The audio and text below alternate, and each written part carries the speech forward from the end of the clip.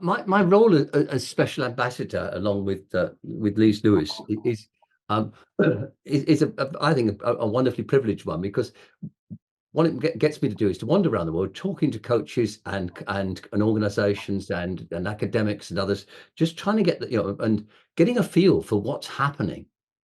And I am totally convinced that we're now in a period of very rapid change for coaching and mentoring and supervision. We always try and put the three together because it's so important to do so.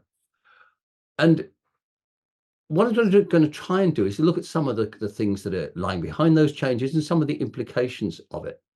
But broadly speaking, what we're seeing is, I think, going to be quite a seismic shift in how we define coaching, mentoring, and supervision, how we deliver them, and most importantly, how we educate coaches, mentors, and supervisors to be future fit.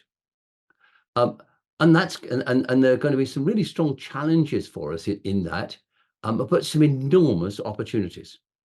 I'm going to try and keep a balance between the challenges and the opportunities as we go along. Let me start by basically just giving a broad overview. So everything is becoming more complex. I'm sure for all of you, you're finding that the complexity of our daily lives is so much of our time is now spent dealing with complexity, as opposed to doing things that are useful, or that we used to do. The delivery of training for people in this professional area is again becoming more complex. I've just had to spend last week most of the day trying to look at the assessment processes for some of our programs in team coaching, to align the EMCC and the ICF requirements. Extremely difficult, very challenging, but we've done it, and it turned, in the end, by seeking simple solutions, we've actually managed to do it quite neatly. I'm developed this word 30 plus years ago called simplexity, the art of making complex things simple but not simplistic. And I think that's going to be a big part of what we do as coaches in the future as well.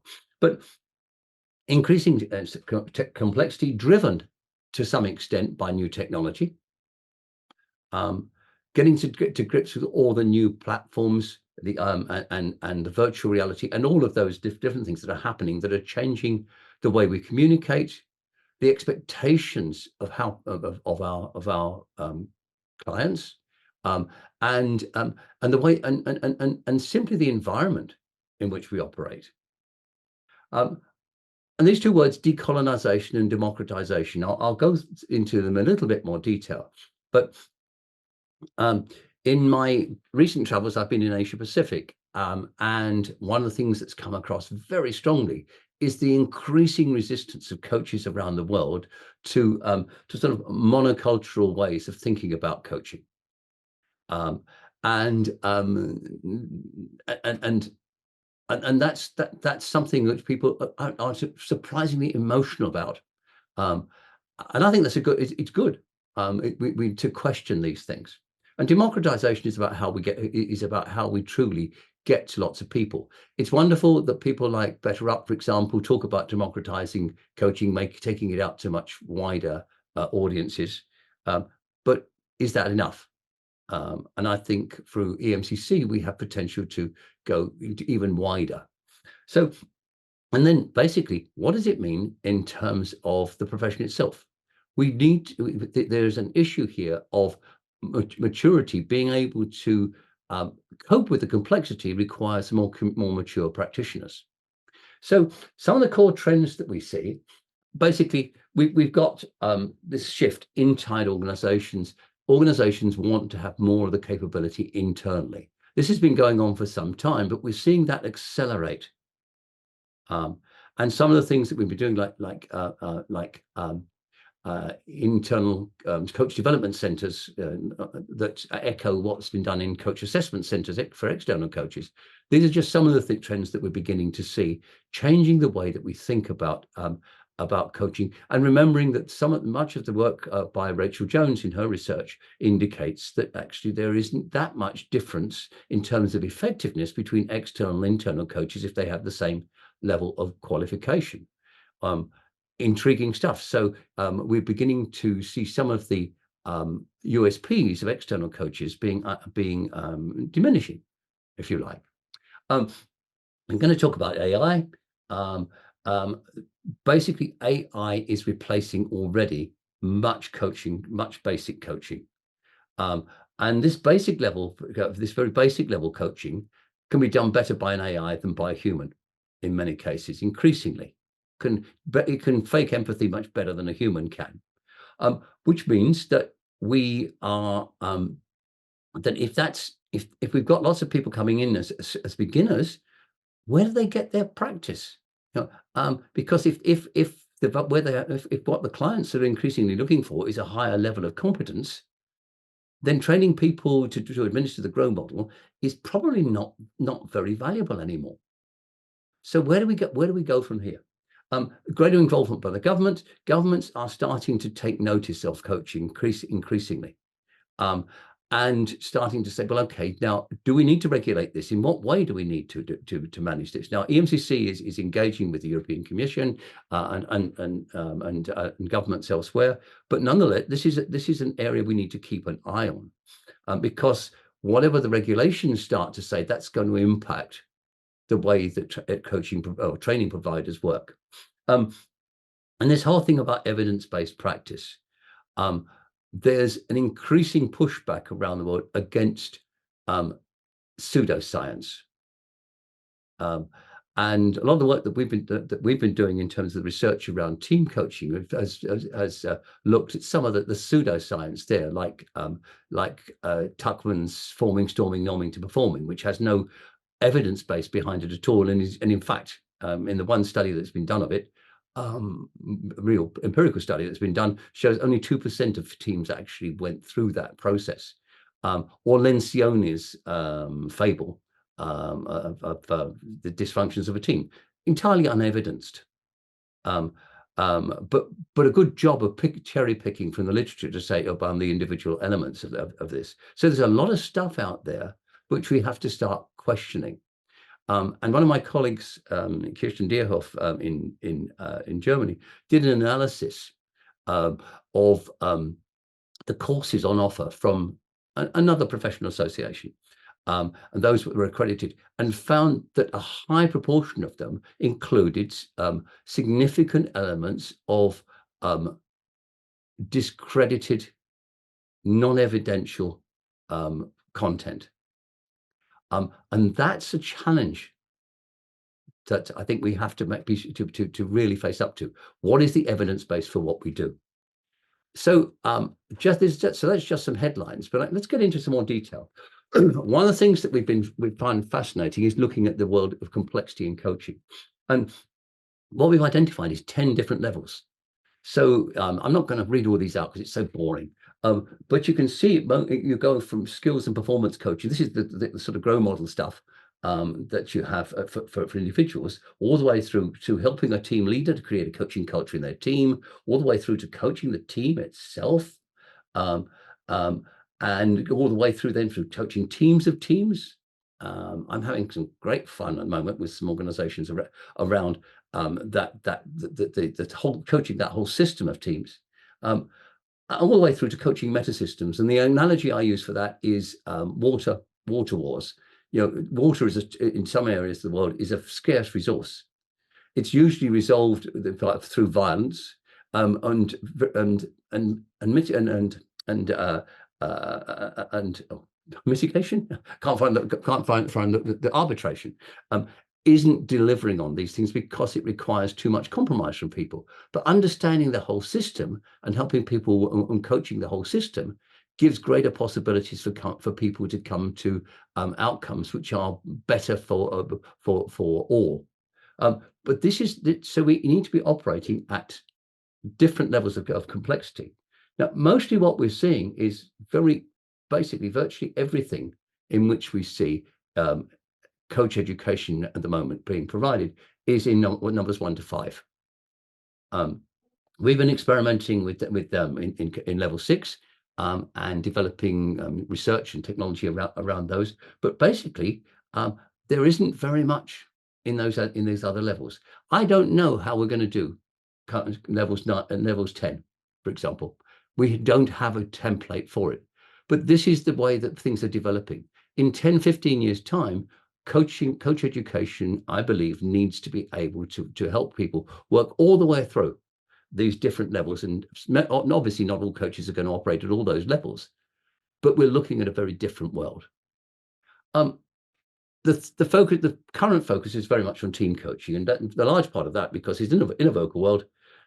When we focus on individuals, that's the problem, because organizations increasingly require teamwork. And if we reward individuals with development and only develop the individual, that happens, but actually undermines teamwork in many cases.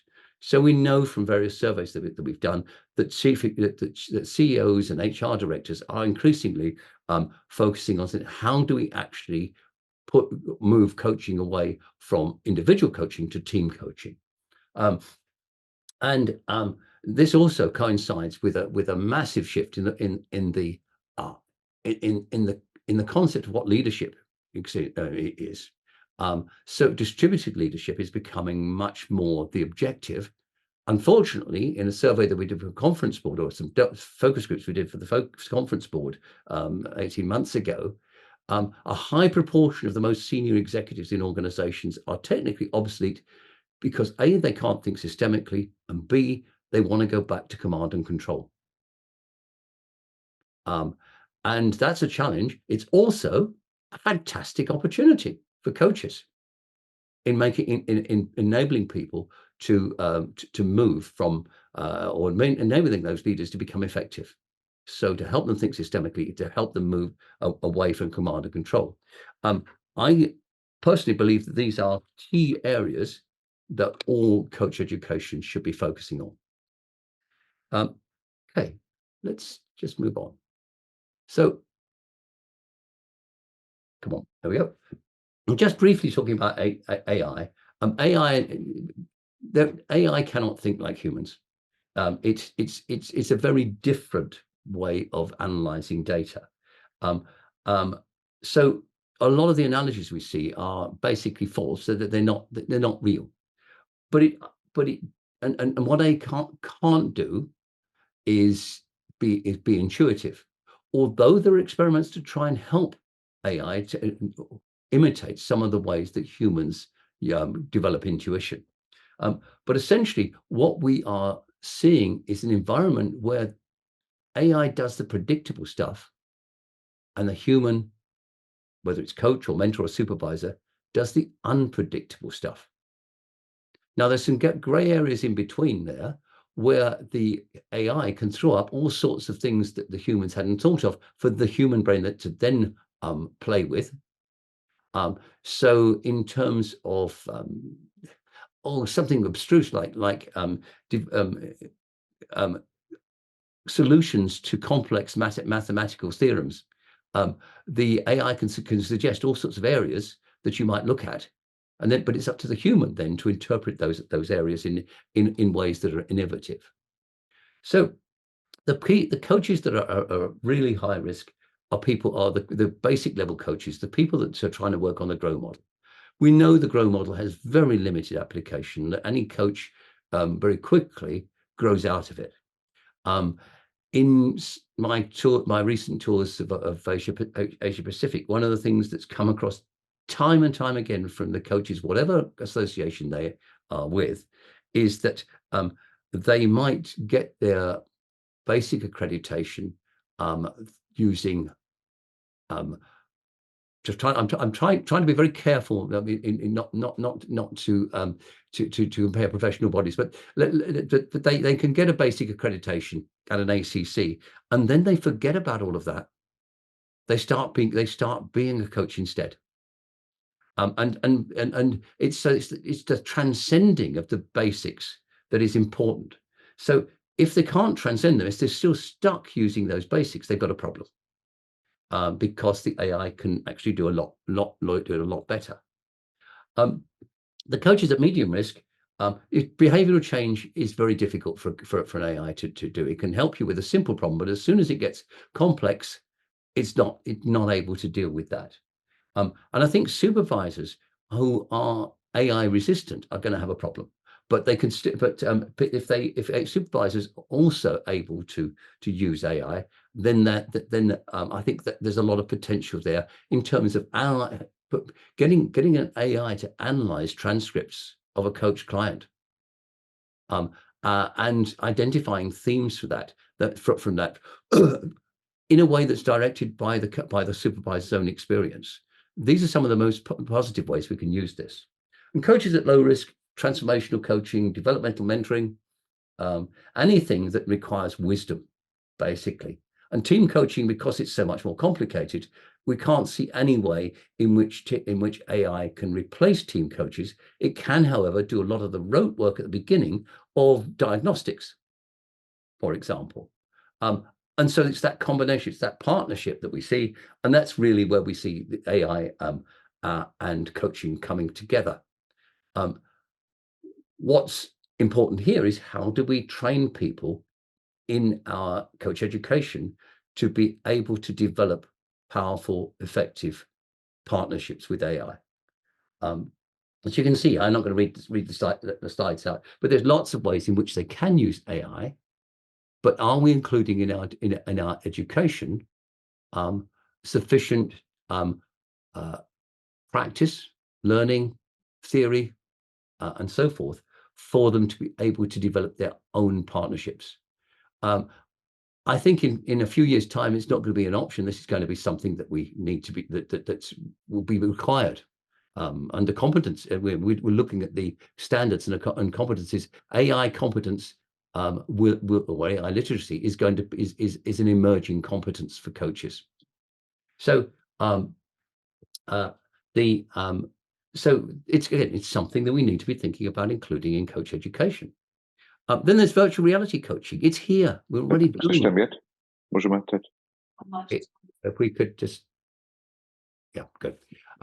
So it's here, and it's wonderful. And it gives you a completely different environment. It's much closer to being there together than we would than a call on Zoom or Teams or whatever.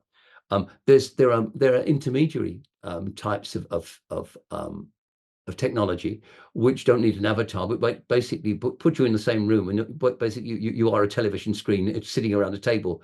But there's lots of different ways in which you can use virtual reality. And again, VR competence, I think, is something that will have to be part of coach education in the coming years. It's another big area that we have to look at. And then decolonizing.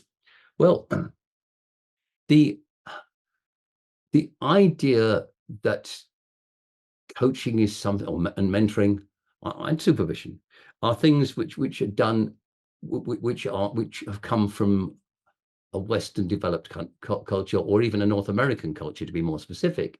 That's not, they're not. It's not true. These capabilities, this artistry has been in human history for thousands of years, and it's done differently in different ways in different countries. In the Solomon Islands, where I was just last month, I met with the coaches there, and they were talking about how they would traditionally do coaching. And one of the things that they would do is, because they still have such a link to their oral history, when somebody comes with an issue, it's highly likely that they will then say, okay, so what are the parables, the stories from our cultural history that might be relevant in thinking about this issue? So framing it within a story, and then using that as a starting point for then saying, okay, now let's use some of the more traditional, more modern coaching tools and approaches. Even better, well, even different, more different, is that very closely attached to the story is the concept of dance, that they will build connection and rapport by if there is an appropriate dance that they can do, and there frequently is, they'll dance together. You know, and that building of rapport in that way, fascinating. And talking to some colleagues in Southern Africa just a couple of days ago, so well, that's interesting because that's very parallel to the traditional form of coaching in some areas of Africa. So, you know, how do we bring those things into how do we recognize and value those kinds of approaches? How do we incorporate those into our portfolio without losing some of the evidence-based um, tools and approaches that we have? I think, you know, looking at decolonizing it, taking it away from particularly a North American view is important. And one of the contrasts that I see is that when somebody's attached to grow and goals and setting at the beginning, they would tend, it's like doing the jigsaw from you see there's a few bits that actually fit to make an identifiable thing, part, a house, a pond, or whatever. So you start in the middle and you're working on, and you put the pieces together that work for that. And then you work outwards and put other bits in. If you are coming from many other cultures, the analogy would be that you start with the edge pieces around the outside. And so you say, can't quite define precisely what the issue is, but let's look at the context, what's going on here. And as you map the context, you work your way in, and eventually you get to the bits in the middle. These are two contrasting and actually very compatible ways of looking at working with goals or objectives that somebody has. So being culturally open, breaking the monoculture, I think, again, is a major issue that we can be looking at. And then democratizing it. These two questions: how do we get coaching to the billions of people who can't afford it? We've got this project which we've been working on for some time. EMCC has been financing or partly financing the development of the teachers kit. We're aiming to get 5 million school-age coaches and mentors globally. And when we finally launch this, we'll be going out to the whole of the EMCC, the GPS network, to say, look, do you want to get involved with this locally? Because we'll be providing all these materials for free for schools, and schools will need support, volunteer support from coaches and from educators. So getting it to all those people who can't afford it is I think a big challenge for us. In the Solomon Islands, we've just I'm sponsoring a project which is planting seagrass to bring isolated communities into the monetary economy, so they don't have to cut down the mangrove forests. And it's not very much money, but the coaches there are basically working with the women in those communities to help them develop entrepreneurial intent and skills. And so we're supporting, so getting coaching into those remote islands, which are just about as far from anywhere from anywhere that you might imagine. I think this is wonderful to be able to do this. And then the neurodiversity issue. We have a project at the moment looking at the voices of neurodiverse coaches. How do they add value? And recognizing that the difference in the way that they approach coaching is fundamental to the effectiveness that they have. And repositioning neurodiversity away from what we've seen in recent years. How do you deal with this incapacity, to seeing it as something that actually is a capacity, something that's valuable? It's simply a matter of adjusting environments. So we're trying to, we're spending a lot of focus at the moment on giving voice to neurodiverse coaches, in enabling neurodiverse coaches to take better advantage of coach education and influence the way that coach education is delivered. So if you want to get involved with this, it's a case of go talk to neurodiverse coaches or potential coaches in training. What do they need in terms of their environment to actually be themselves, to be authentic, rather than try and fit into a mold of holistic or neurotypical people.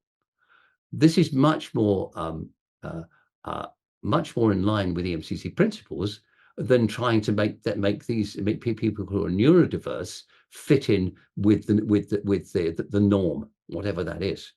And the reality is there's no such thing as neurotypical anyway, because everybody is diverse. It's just a case of how well we're able to function in the environment in which we find ourselves. So if it were a world where being able to dance or to do anything that required rhythm, I would be completely out of character, because I can't even clap in time. So I think there's some big issues here about looking at our position on neurodiversity and not falling into the trap of saying, let me educate people about how to deal with neurodiverse clients. It's much more than that. It's the valuing of that neurodiversity that's important. Building it all into beyond building all of this, with the coach maturity research group, we've been going for several years now. We're starting to publish papers on our research, and it's building on the work that David Meganson and I did 15, 20 years ago on coach maturity, which I'll just flash the slide on that in a moment. But basically, what the research tells us is that the more that coaches grow, the more they let go of the process of doing stuff, the more they focus on being a coach and being fully present and so forth. And coaches become more like mentors. That very senior, the mature level, the difference doesn't really matter. You're using yourself and you're using tools and techniques in almost interchangeably. And one of the issues that comes out of this is, many coaches feel they've got to be pure coaches, that they can't use themselves. They cannot use a story. They cannot give people information that might be helpful to them. Well, apart from the fact that that's unethical, because if you withhold information that might help the person, or in absence of it, the person might do harm, then that's definitely unethical. But it's also an illusion, a chimera, because actually we can't find any evidence whatsoever that clients give a hoot whether you are in coach mode or mentor mode or a mixture of the two. There isn't a single scrap of data we've been able to identify to support that. And basically, this issue about mature coaches don't expect to find an answer to an issue in the session. They leave the person with the capacity to think more deeply about this and go and talk to other people and reflect and come up with their own solutions in their own time and their own way. Very, very different from what's taught in basic or numpty coaching. You've probably all seen this before, so I'm not going to say very much about it, but this is the original model that David Meganson and I produced around how coaches evolve in their thinking as they become more and more mature. The interesting thing that we've not been able to replicate in the research over the last 3 or 4 years is that we originally assumed that this was a stage model, that you had to go through one stage to get to the other. We can find no evidence for that. Some of the stories of coaches that we've gathered around the world, experienced coaches, would support it, but many of them would not. So the critical thing is the quality of the reflection that the coaches do. So what it does mean is that we, for us as educators, we don't necessarily need to take people through all that basic stuff. Instead, we need to focus on all those tools and techniques. Yes, they can be a part of what we give them, but actually, it's the being of a coach, the reflective ability, and the flexibility and responsiveness that are the critical factors. We can actually focus on creating coaches at those philosophy-based and systemic eclectic levels, rather than expect to take people step by step through doing coaching before they focus on being. So this is quite a revelation for us. Some of the things, the difference in terms of reflection, I do love these four ways of thinking about how we build the compassion that we need to be real effective coaches. Teaching people to think how we think, to think how you feel, to feel how you think, and to feel how you feel. This is, I think, something that coach educators, we need to help people to develop the capacity for compassion for yourself and for others. And then looking at the difference, if you're a basic level coach, working at that model space, so you've got your grow model, you go from the client to the problem to a solution. You can emerge from that, from the client to the situation, to the values that the client has, and then maybe to a solution. But what we're saying is actually this can be done by an AI already. And increasingly, we're going to leave that stuff to the AI. What the AI can't do is work on these other two layers, the two higher levels, if you like, of maturity. So going the being of the coach, the philosophy of a coach. So going from client to values to context to the relationship, and then finding emergent ways forward. And again, when we get to the systemic eclectic, very similar, but we're moving. The outcome is the emergent question. Now, these are just broad ways and frameworks of thinking about it. But I think the inevitable movement of high quality coach education is leaving behind those first two, making them a small part, or smaller and smaller part of the curriculum, and moving more and more into the other two. Interestingly, what we see in terms of those four levels, that models-based coaches tend to do sympathy, and process-based coaches tend to do more empathy, move to empathy with the person. But look, empathy with the person in their situation, empathy with the whole system. That's where we're looking for our really mature and effective coaches. This is your senior practitioner level, ideally. Similarly with goals. If you're a model-based coach, you've got to have SMART goals, because that's all you've got. If you're a process-based coach, you've got to find solutions. So you're automatically stuck with goals. But the more mature you become as a coach, the less goal obsessed you become, and the less you recognize, and the more you recognize that coaches, that goals emerge, they change, they evolve. If you're still stuck with the goal that somebody came with, we want to question how effective has that coaching been? And systemic eclectic coaches, basically, we go beyond goals. We see ourselves as evolving, the client and their world evolving in a constant shifting of identity. And in that constant shifting of identity, then goals are constantly changing as well. So we've got an issue too with competencies and standards. We needed to create competencies and standards in order to start the whole process of professionalization. I sometimes say, are we a profession? Are we a vocation? Or are we something in between, which is I call a provocation? But whatever the answer to that question is, the problem with competencies is there are many problems with them, but they do tend to be backward looking. It's all about, how have coaches or mentors proceeded so far? And now we're looking into a world where actually there's so much change ahead of us. We need to start adapting the competencies and standards to take into account what coaching is becoming, not what coaching and mentoring were. It's very confusing for practitioners and educators, particularly trying to navigate, as I indicated earlier, the difference between EMCC standards and ICF competencies. It's the language is very difficult to interpret. Where is their alignment and where is their dissonance? Very, very difficult to work through this. And I think there is some real need for some cohesion around this. And part of the problem, if you've got process-based, if you're prescriptive competencies, will really do tend to push towards the doing of coaching and not the being of coaching.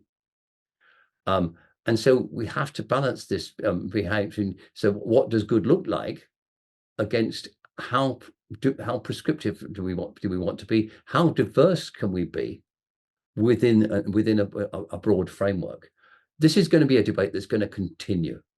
Of course, what's the equivalent? Can people move between bodies? At the moment, they can't very easily move in their accreditations between bodies, but that's something that's got to happen. And I know this is a subject at the General Council for coaching, but there's got to be some movement, I think, amongst the professional bodies. And this question, do we want to how do we recognize all these different ways and thinking about it, about the different cultures, but while we still maintain that level of key competence? Don't have an answer, but it's something that we're going to be constantly debating. In fact, it's an issue I think, in education of coaches, to get the coaches to think about it. Intriguingly, for all of this, the senior practitioner programs that I now run, we include the requirement that they do research. And that's proving to be fascinating in terms of the quality of experience that people get.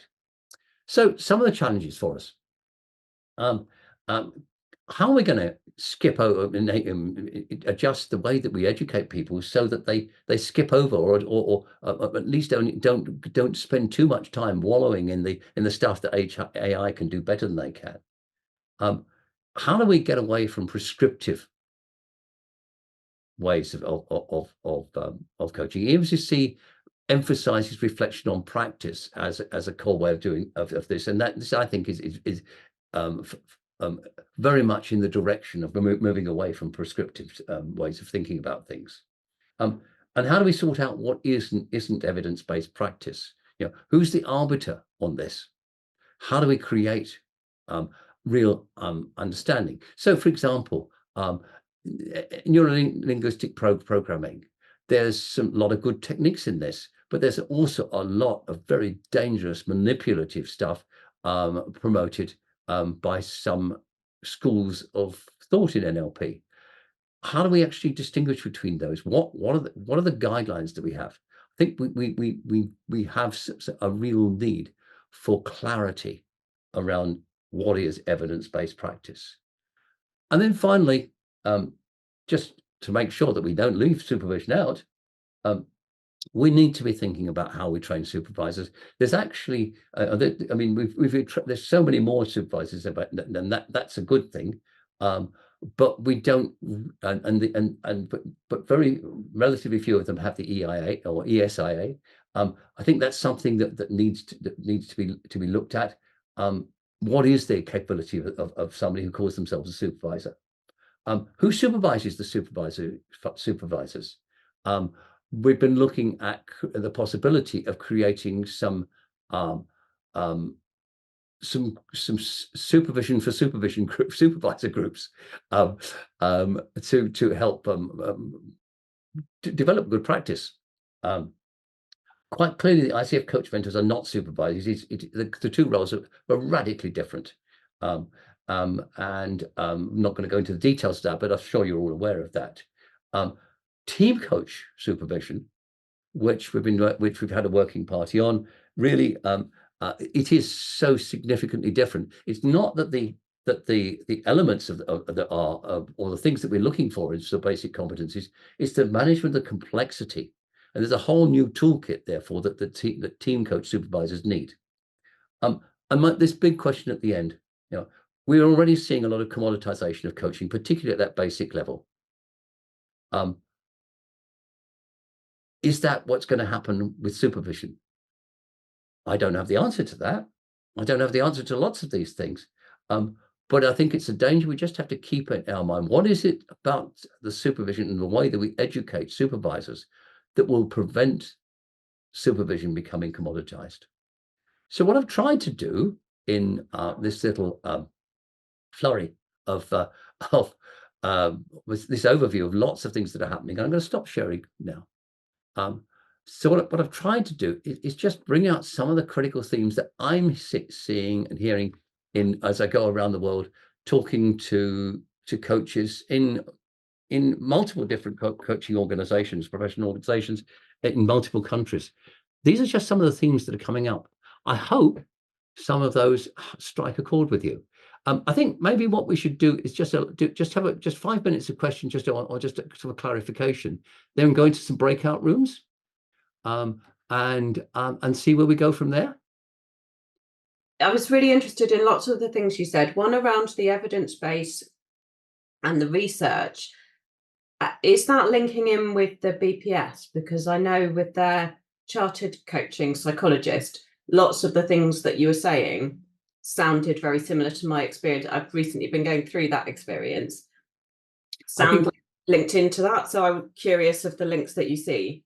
I think that the BPS and the EMCC are certainly having lots of conversations together. So I would be surprised if the themes weren't there. Whether it's not, I don't think, a specifically formal collaborative venture, but we've got lots of people crossover of members in that arena. So yeah, I would that would be where the linkage would be. Thank you. Rupinder. Thank you, Dr. David. As always, it's a delight to hear you speak.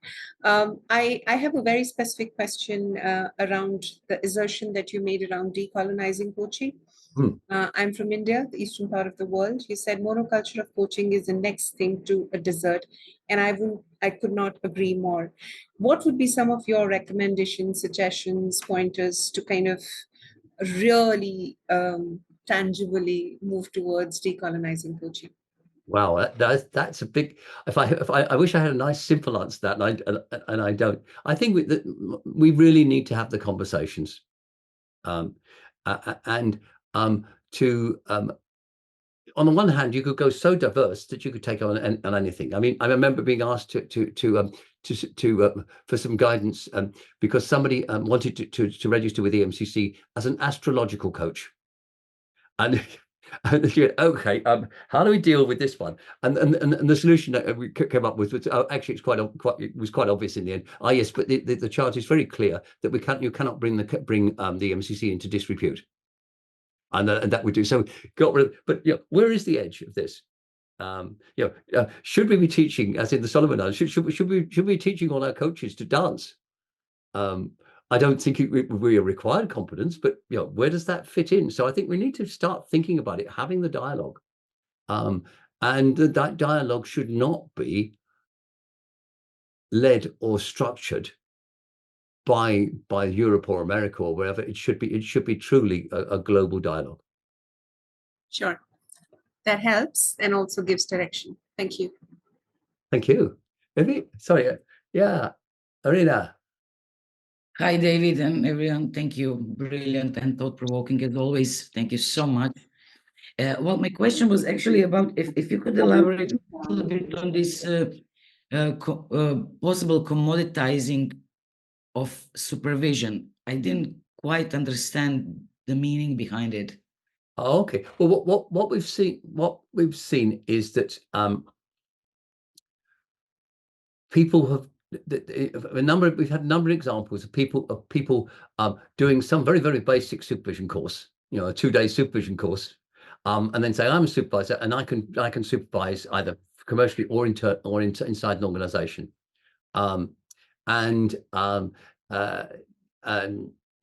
Just yesterday, I had a request, an inquiry from somebody. Can I get qualified as a supervisor in 3 months? Yeah, I think that might be pushing it a bit. And so what we're seeing is people, organized companies or corporates are also looking for cheaper solutions because supervision is expensive for internal coaches and mentors. There's always a push downwards on price, and coaches. Let's face it, coaches are actually quite mean. They don't like spending money, and I mean that's unfair. But there is certain amount of truth in that. And again, so the pressure, the pressure to find cheaper solutions is there, and so we see peer supervision groups, which are great and have a real value, but if those are, but they cannot replicate the value you get from a professionally trained, effective supervisor working with somebody individually or as a group. And I think that's where we're seeing that, and I think we just have to resist this pressure in terms of our expectation. Okay, thank you. Thank you. I couldn't agree more. Alan. Yeah, David, thank you very much. Yeah, I was curious what you were talking about in terms of that shift away from the importance of goals, because earlier in the conversation you talked about the shift towards team and organizational coaching. And I'm seeing that, but the teams and organizations I'm engaged with because they want to achieve, well, they want to get better at achieving goals. And so the teams and organizations are more goal focused. And I'm just wondering what was behind the shift away from goals. Well, I think a lot of it is the Harvard, the IOC study that looked at 200 American coaches. The American coaches tend to be more goal obsessed than European. It found that 192 of them said the goal will change if the coaching's any good. Oh, interesting. Yeah. And if you I think the distinction we make is between purpose and goals. Okay, yeah, so, that makes sense. Yeah, so team coaching helps the team really identify what its purpose. Now you can start, they can think about specific goals. They probably don't need a lot of help from the coach in sorting out what the goal is and pursuing the goal. What they need help from the team coach is actually getting themselves organized and having the appropriate internal culture, ways of working and so forth. That aligns with what I'm saying. It always starts with the goals because that's what they want the team to perform better. Yeah, but then it moves to exactly what you're saying. Yeah, that makes absolute sense. Thank you. Thank you. Yeah, so Sean. David, thank you. I really welcome your challenging us to think about the evidence that supports theories that we'll be commonly referring to or may inform our practice. And you mentioned, the effectiveness of non-command and control in leading in complexity. And I was just really curious about how strong the evidence base is for systemically aware, and sensitive and empowering leadership in those environments. And somebody helpfully pointed out General Crystal's book, A Team of Teams, as one place. And I was imagining, but I haven't read that book, that this may be largely anecdotal. And I was just wondering what beyond anecdotes are the sources of evidence, and what's your sense of the leading edge of where that information is coming from? One of the things that we did 3 or 4 years ago, we searched hard to find any evidence-based research around what the leaders actually do. We found over 4 million books and articles around traits of leaders and characteristics. But what do they actually do? Very little. So we did find one by Morgeson et al., Morgeson et al., and that listed 15 things. And we started going around to groups of coaches and to teams and saying, okay, so how do these 15 things match out? How many of them can be distributed, and how many of them need to stay with the leader? And then we shifted these relatively informal groups, and then we started asking, okay, so in your team, what are the functions? And so we started doing this as part of training. So in your team, what are the functions of leadership, and how might you, and how might they be distributed? And fascinatingly, we could only find 2 things that leaders do which cannot easily be distributed in part or whole with the team. One of those was the link from above for getting resources and getting, bringing down the broader corporate strategy. The other one was protecting the team from interference from outside that stopped them getting on with their work. Everything else, we found examples of people distributing those tasks. So we've never written that up as because it wasn't conducted as an empirical study. So we've never written it up as that. But it's something that I think we will probably at some stage when we get the energy, we'll go and actually do it as a proper scientific study. But it was quite revealing. Thank you. That's fascinating. On the team front, I was involved with the work we did when I was at Google with study of effective teams that led to identifying 5 characteristics. It was quite an evidence-based study. Yes. And some of the outcomes were not surprising to many of us who hold beliefs about, finding shared meaning, for example, or psychological safety.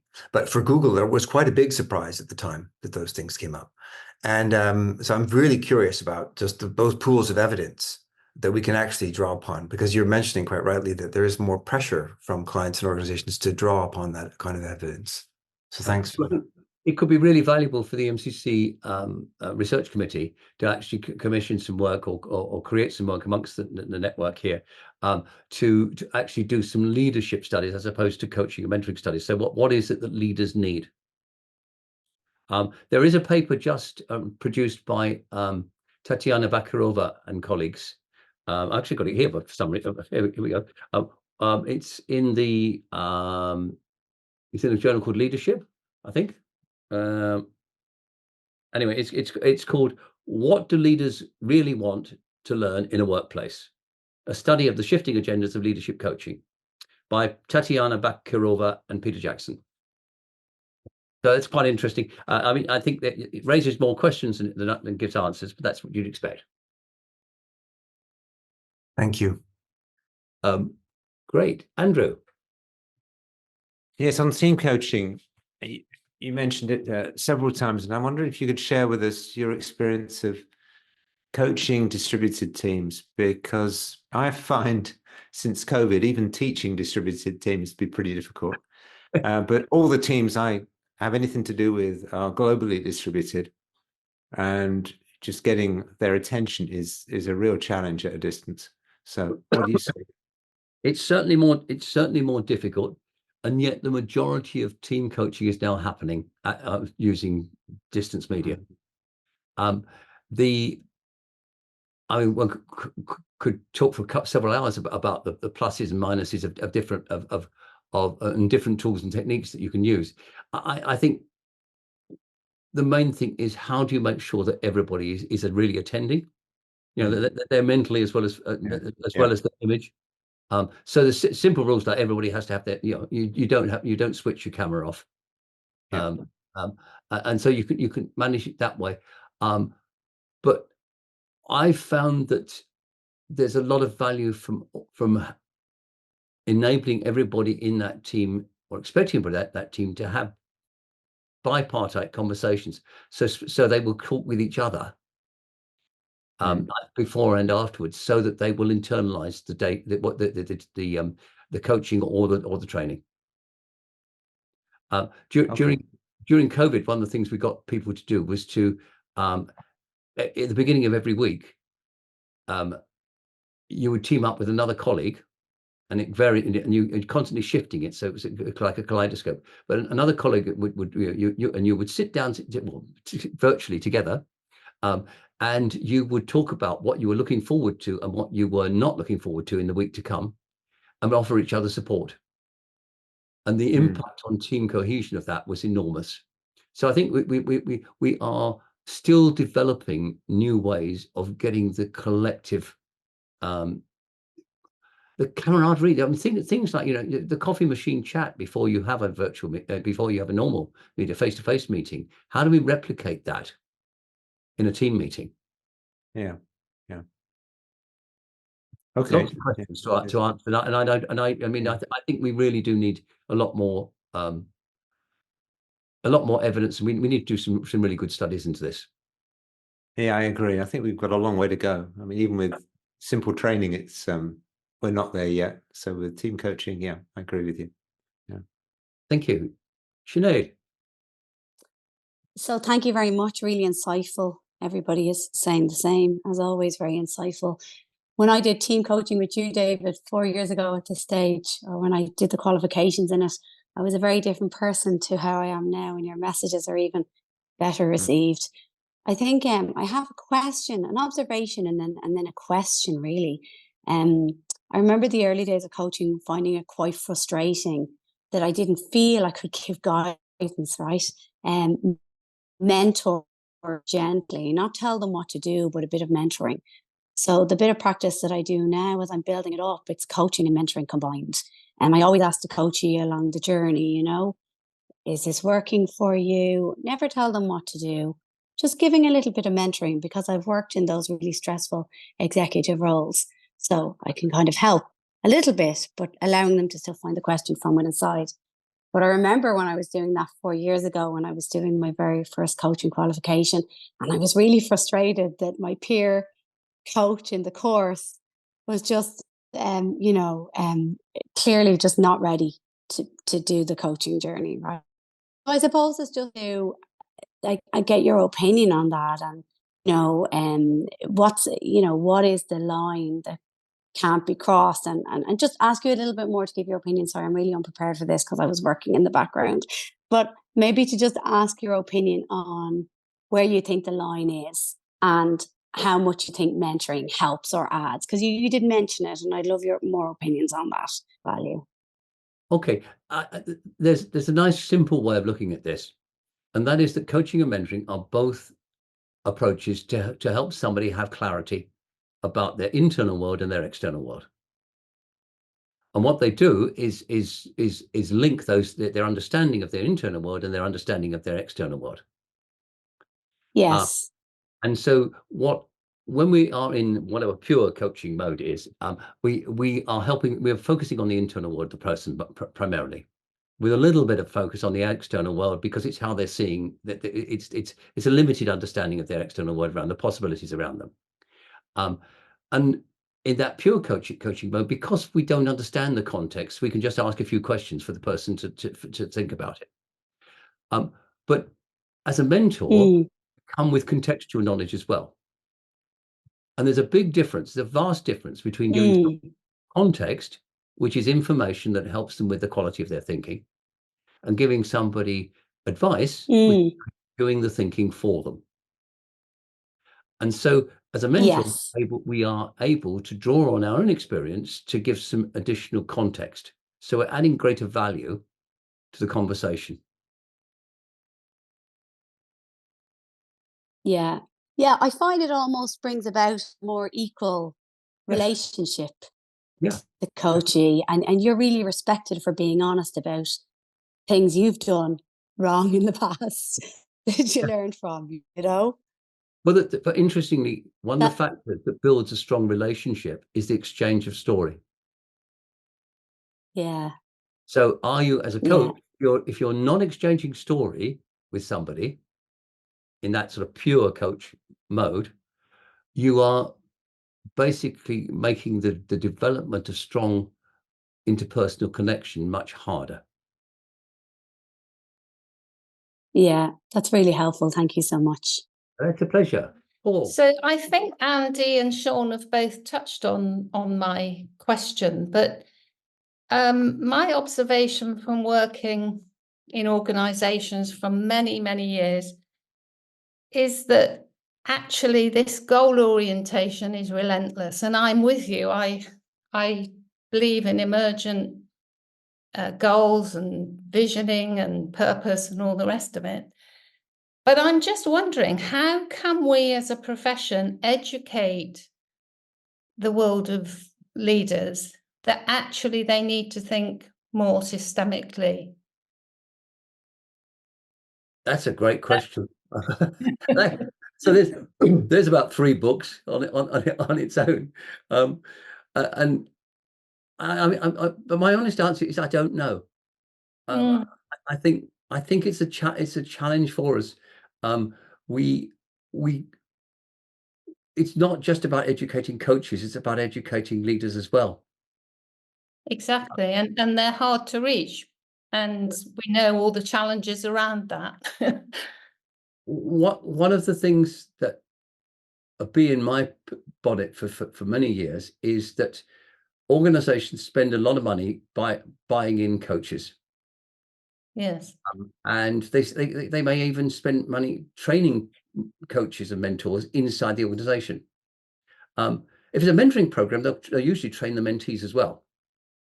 If somebody's getting coaching, they never think to train the coachees. I think there's some real value in coaches educating clients on how to be coached. Now, we produced a little booklet about that ages ago. The Leader's Guide to Being Coached, and it was just an attempt to give coaches something to give to their clients, to say, well, look, this is what you should expect. Yeah. But I think the education of clients, maybe this is something that EMCC should be doing as for the whole provider network, is supporting them in educating educating clients. Because my fear otherwise, David, is it's going to go to the lowest common denominator. So the minute, this AI option comes into force, then the organizations will go that way because it's more cost effective. Whereas we want to push it upwards and create more value. Yeah. Yes. Somebody's asking how do you get a copy of that that little guide. If you can go to my website, clutterbuck.-cmi, and you should be able to get a copy there, or just send me an email. Just connect with me on LinkedIn, or just send me an email, whichever. But we'll sort that. Okay. It's a step. Thank you. Yes. Thank you. I know Paul dropped off then. Paul, did you want to come back in, and then we'll go to Cheryl, and then we might have a break. We might have just typed time for a short breakout.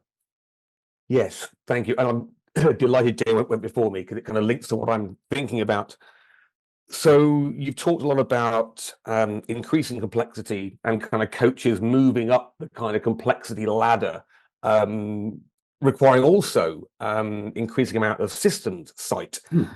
And it strikes me that we talk a lot about team coaching, but we don't talk much about coaching teams. Coaches tend to operate as lone guns, but it's getting to the point, if we are going up this ladder, where one person acting as coach in that much larger, more complex system is going to start to struggle a bit. So what about that, David? Oh, well, it's something that we've been looking at, and in the team of teams work, and we will ultimately do a study where we pull together lots of experience, perhaps even a book around that. It's quite clear that you do need a team of team coaches, and the supervision of those is in itself, and how do you actually coordinate them and supervise, and how do they become an exemplar team for the organization in which they're working? And in the few cases that have come to me in supervision so far, in every case, it's been that the team of coaches has not been exemplifying teaming at all. Surprise, surprise. Surprise, surprise. Yes, and so I think that's another big challenge for us. There aren't any, to my knowledge, any major programs, any EMCC accredited team of team training programs, and I think that's something that will come. I think we'll see training. I think we'll see accreditation programs all the way through that level of those levels of complexity, but give it time. If I could just throw a quick coda on that, I know I'm trespassing on break time, but that's still lone gun coaches coming together as a team of lone gun coaches. What's the state of the art in, say, as I'm starting to do with some of my colleagues, two of us coaching a team together because we need that much bandwidth to do the work? Oh yeah, that's fine. That we're seeing a lot more of that, and in terms of supervision, I don't know if anybody else does this, but I'm sure there must be other people who do it. But I increasingly now find that I'm coaching teams of two. So the two coaches, and a lot of the supervision discussion is about the relationship between the two of them and how they the teaming behaviors that they exhibit. Okay. Yep. That's super helpful. I can see a couple of people on the call who've been part of that network. So yeah, that's a whole area that it's enormous fun.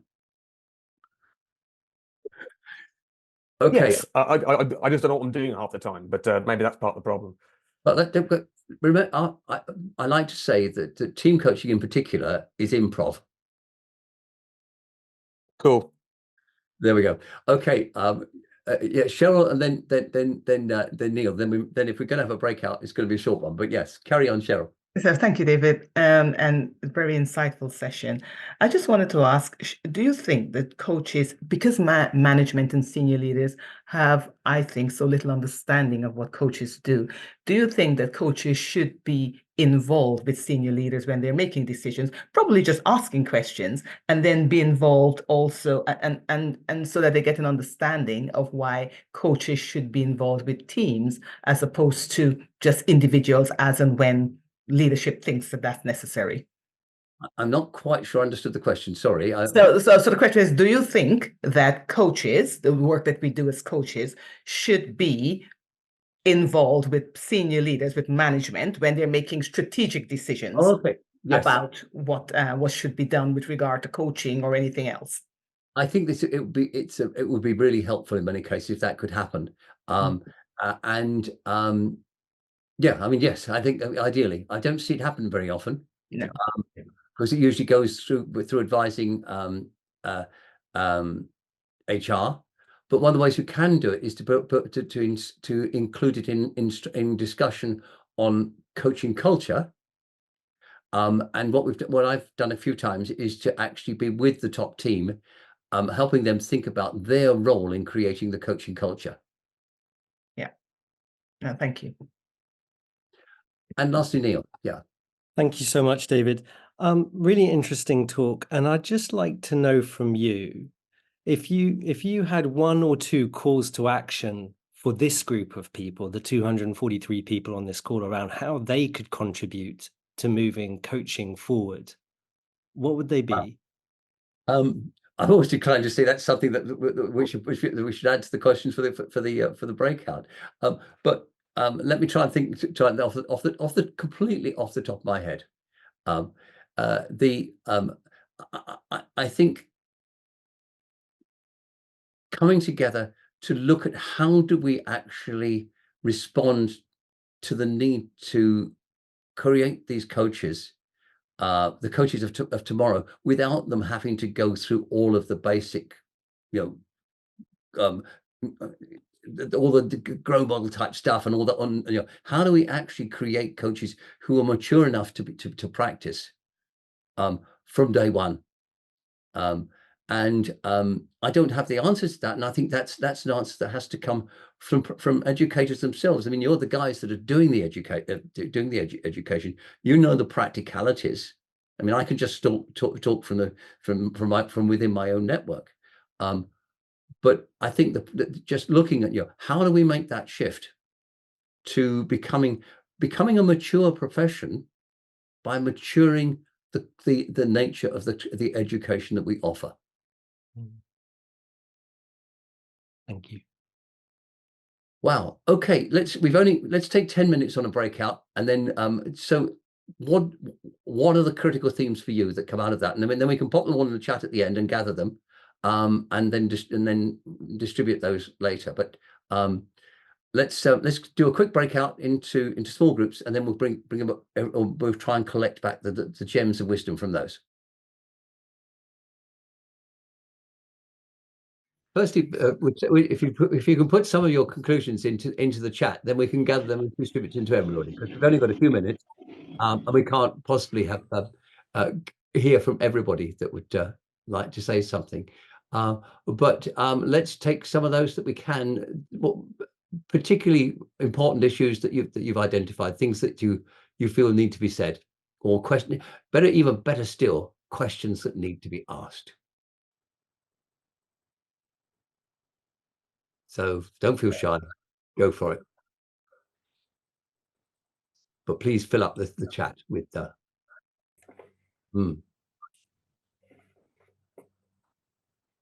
So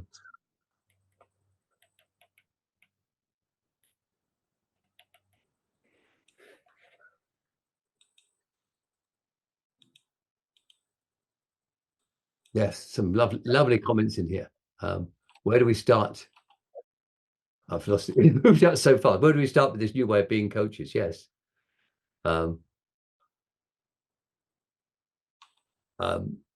There's great. Is it really true that AI is now equivalent to ACC level?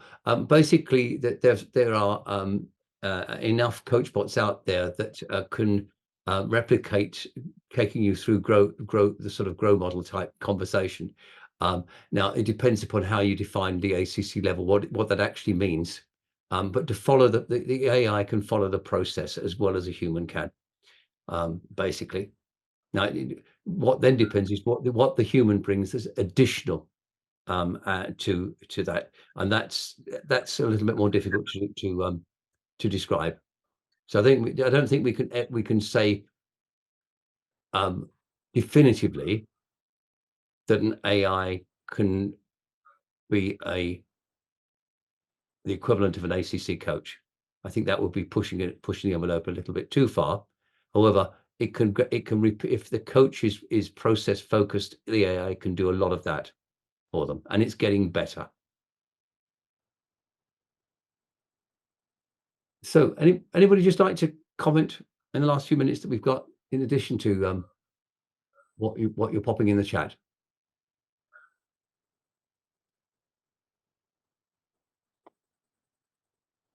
Oh, I love it. Paul says, given that you say AI does the lower level stuff better than humans, are we now ethically bound to send prospective coaches there first before coming to work with us? That's a brilliant question, isn't it? And maybe the answer is actually when the core principles of personal reflective space, to go back to work we did in the early 1990s, suggests that what the coach or mentor should ask the question at the very early stages of any coaching conversation: where have you got to in your thinking so far? Because that helps you to avoid making assumptions about what they need and what they need, really understanding their thinking so far. So are they at the beginning of trying to work out what the issue is, or have they had an insight and just want help in implementing it?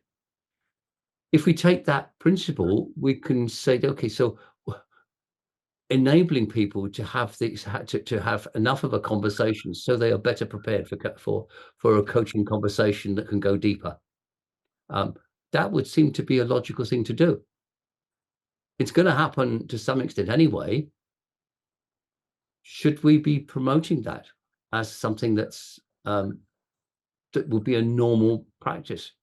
A bit like saying, but like like going to the doctor and the doctor said, well, have you taken your temperature? So we've got a couple of, yes. Nadia. Hi. It's a little bit of technical question, David. First of all, thank you for organizing this. It's amazing, and I feel inspired. And the breakout room was great.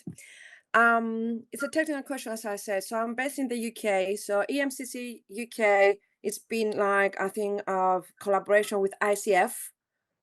They joined together. And trying to collaborate, yes, on a lot of things. So I'm a little bit confused. For example, ICF, when I applied to be a member, they didn't accept my accreditations that I had, but then they are collaborating with EMCC. So I'm a little bit, so it's a technical question, but I think talking about coaching, supervision, competencies and all that, I think sometimes when I was trying to do more learning, to advance myself and all that, it's becoming a little bit of too much of a business. So it's expensive, some courses. So yes, I know we have to invest, and we do invest, and I have read and I have done, as you said, I'm more philosophical type of coach and all that, but sometimes it's too much, David, and I would like to know your insight on that. Thank you. I think this is part of the issue of commoditization of coaching. When when the accreditation becomes a business, not a service, then there's a problem. And I think that although EMCC and ICF can collaborate in lots of ways, the philosophy of accreditation and the difference between the two organizations, the ICF is very commercial in its approach, and the EMCC is not. The governance structures are very different. I did do a paper where I tried to be as neutral as I possibly could in comparing the challenges facing the industry, and how ICF and EMCC were approaching those those challenges. I think, Nicola, we could distribute that to everybody if you wanted to. Just pop that in the chat. Yeah. That sounds great. Thank you. That'll be very Thank interesting. you. Just Yeah, in the thank chat. you. Brilliant. Okay. Thank you. Yes. Sujata. Hi, thanks, David. It was very, very informative today. I wanted to ask you, we talked about AI, artificial intelligence, and how we use as mentors and coach.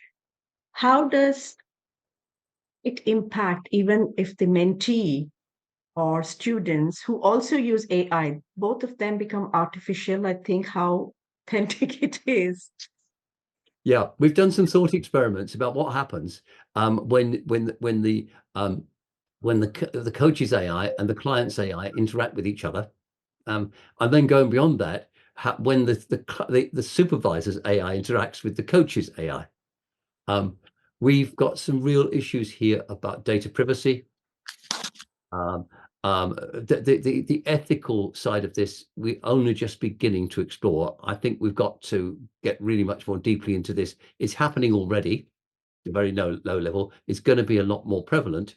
We're going to have to look at how do we keep our clients and ourselves safe in this new environment.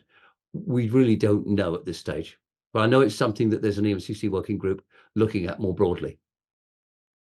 Thank you. And lastly, I think, okay, we'll try and get to Dave. Yep. I think recently in my coaching, supervision and development, I came across the concept of actually you've got the coach, you've got the client, but also the relationship between the two can also must be seen as a third party. Yeah. And if the trust and relationship and storytelling between the coaches is important, how does AI come up with a story, and how do you build a trusted relationship with an AI bot? Yeah. Where does the experience come from that will add value? Yes, and what's your contract? The contract each of you has with the bot. Yeah. We don't know. I think we need to be asking these questions, and we need, I think, in our coach education, to make sure that our coaches are ethically aware of the issues relating to using AI. Thank you. I know we're over time, but James. Thank you, David. I was just wondering about the correlation between a coach's journey and self-reflection in terms of where they are on their own development and the quality of their coaching. I'm thinking about your hierarchy. Yeah. Okay, so the study the most recent study we've done over the last 3 years has been to go out and identify very experienced coaches and interview them about their learning journey. And there's a very clear correlation between the quality and scope of their reflections and the maturity of their approach. So I think, from those, we did 32 in-depth interviews and then back them up with other research. It is the data is very, very clear. Mm. And I mean, just to your point of the GROW model, I think that the simplistic nature of it doesn't necessarily take into account where the training coach is on their own journey. Yes. Yeah. It's always there in the background if you want to use it, if it's appropriate. Okay. Wow. Wow. Wow. Thank you, David, and thank you everybody for just sharing, bringing new things, sharing in the chat, asking questions, having questions, taking stuff away. David, what are you taking from this session? Well, I'm taking it firstly. I'm taking away. Thank you to all those who've already sent me LinkedIn connection requests. Please, I'm just saying yes automatically. And anybody else, please, if you're not connected with me, please do. But the takeaway I'm taking is actually I sense a real collective energy for addressing some of these issues. And I think the EMCC's the GPS, you know, it's the only organisation that can actually bring educators in coaching and mentoring together to be able to do this collectively. So my thoughts are, how do we actually harness this energy, bring people together in maybe in work groups, in projects, but to try and really push the agenda for not just for the EMCC, but for coaching and mentoring and supervision in general. Thank you, David. I think on behalf of everybody here, thank you for leading such a fantastic dialogue. Thank you. Been fun. Thank you, everybody. Go safe and well. Thank you. Thank you. Bye. Bye. Bye. Bye.